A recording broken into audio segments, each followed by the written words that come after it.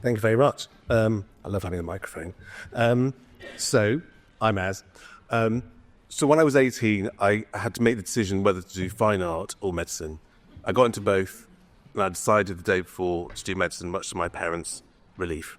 But coming from an arts background, I always thought that sex change operations were fascinating. I mean, this must be the ultimate sculpture. But I was always more interested in minds than bodies.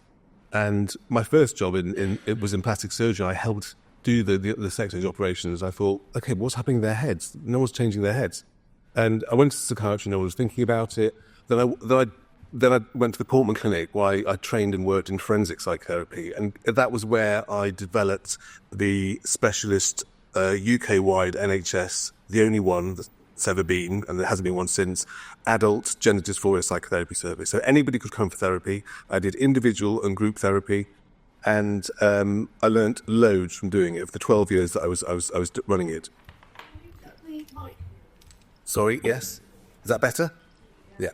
So what I found was that even though everyone was coming with gender dysphoria, they were different, and you could clump them into groups. So there was the people who used to be called transsexual, and these were people who wanted to permanently change their bodies, who believed that they should be the opposite sex. That was about 25% of the patients. And then there were about 26% of the patients were people who had a sex change and then regretted it, and they may or may not have detransitioned, but they were post-operative regretters. And then there was a huge amount of transvestites. Nobody talks about transvestites anymore, but there's always been far more transvestites than transsexuals. And they're people who don't want to change sex. They just want to temporarily reside in the vestiges of the opposite sex, either because they get excited or because they get sexually excited. So there were fetishist or non-fetishist transvestites.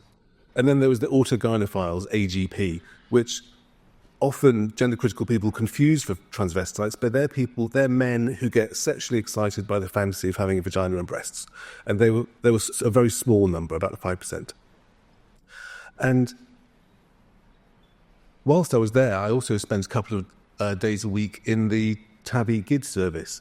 And my role there was mainly to be a heckler and a troublemaker, because what I saw was camp boys and tomboys coming in and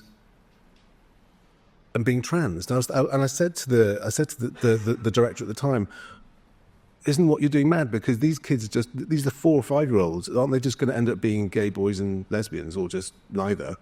And his response was, would it be any more mad than them being gay? And this came from the Tavistock, where homosexuality was considered an inversion, it was pathological. I went through 2 terms of teaching when I trained there on the pathology of homosexuality. Anyway, that's the background to the clinic. The Portman Clinic was very gender critical, and they were happy for me to set up these groups. What I found was that in the transsexual subgroup, there was almost 100% autism, and or trauma, and or internalized homophobia. And the thing about autism is it gives you a very black and white, rigid framework. You're very rules-based. And their idea of what it meant to be a male or female was very, very rules-based. So you can divide people into the gender confident, who do what they like with their appearance, and they say, well, if I don't fit in your framework's rubbish. Or the gender underconfident, the autistic person, who says, I need to be like this, and this. And if I'm not, I must be other. And they're not able to be subversive or creative. And what I found was that the degree of autism also correlated with how likely they were or not to regret it. Because what I found was they'd be presenting with this initial sense of inauthenticity for their own sex. They didn't feel they were doing it right. They didn't like rugby, they didn't like football, they didn't like getting to fights, or, all these caricature things. And then there was the autistic mindset, which realised they were a bit different, probably because they were a bit geeky, or, they didn't quite get on and communicate like other people. And they realised there was something different about them. Then they searched for a meaning as to why they were different. And then for some reason or other, these particular people latched onto the idea that maybe they're the wrong sex.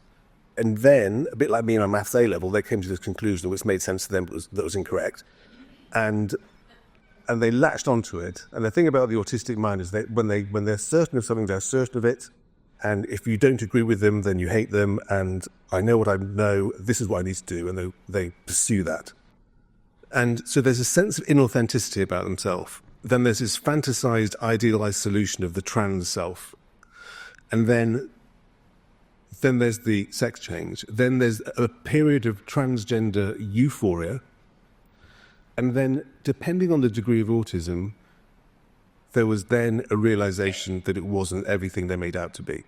So the ones who are really autistic didn't get that problem because they were thinking, well, no, I've got long hair and a dress and the makeup, everyone knows I'm a woman. But the ones who weren't that autistic had the realization that maybe people aren't seeing me as a woman or vice versa. And that would lead to the transgender dysphoria and the sense of inauthenticity of themselves again. So it was a circle.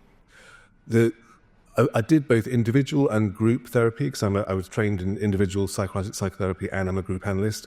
And what I found is that the group setting was far superior. In the one-to-one setting, the very dyadic, black and white, male, female, yes you are, no you're not, was the case. Whereas in a group where everybody in the group was either a transsexual, a transvestite, an autogynephile, or a regretter or detransitioner, the analysis was by the patients. So in group analysis, it's analysis of the group by the group, including the individual, including the conductor.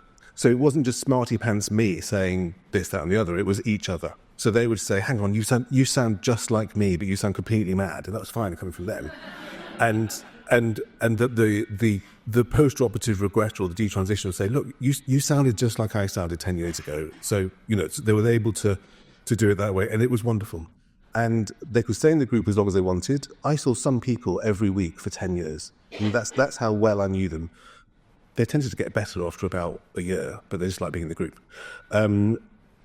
What I found is that less than 2% of my patients went on for any physical, hormonal, or surgical things. Less than 2%.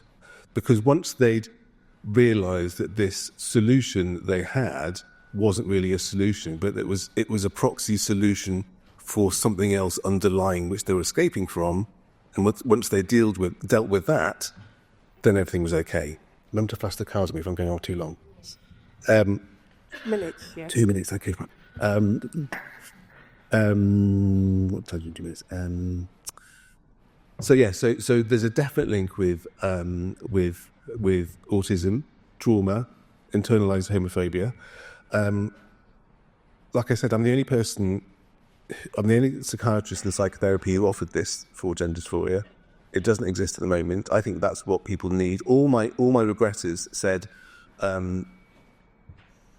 when they regretted it, they went back to their employers, their family, their friends, and they said, "Why didn't you just say what on earth you're thinking about when I came out?" And they all said, "Because we're being supportive, because that's what I meant to do." And they said, "Well, I wish they hadn't been supportive. Why could they said, "We wish we'd had a group like this," because the group was challenging. It wasn't confrontational, it was challenging.